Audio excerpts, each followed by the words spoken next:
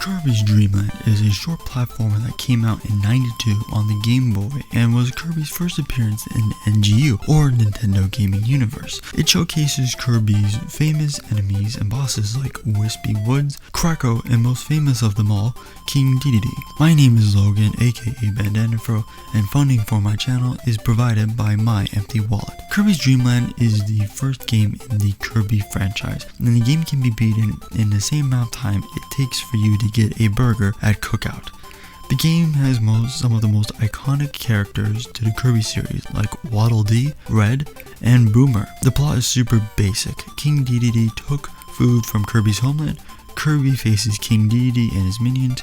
Kirby wins and gets back all the food. Boom. Simple. Kirby would stand out from other platformers because how fun and almost childlike it seemed. Most platformers at the time involved you either jumping on the enemy or shooting it. Now, Kirby can jump on the enemies, but he can also swallow them and then spit them out to take out other enemies. If he can't jump over an enemy, he can fly over them. Kirby's Dreamland is also a very forgiving game because even when you lose, you can start back at the stage where you last were. I think that's why I like this old platformer compared to Mega Man 2, Metroid, or Super Mario Bros. Those games are incredibly hard and kind of take the fun out of it for me. That's why I gravitate towards easier games, but Kirby isn't entirely easy. It does require some thinking to take down those bosses, especially King Dedede. When you face him and hear that epic boss battle music, you really understand that this is not going to be a pie stroll. It's going to take some time, and I remember facing him in Kirby's Adventure, and he took a lot of work from me, and he wasn't even a final boss.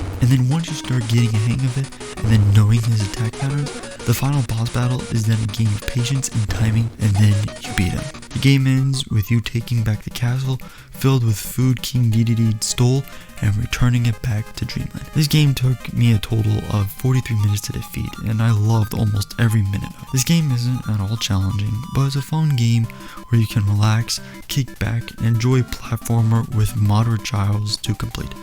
I would highly recommend that you go check it out, and I have to give this game an 8 out of 11.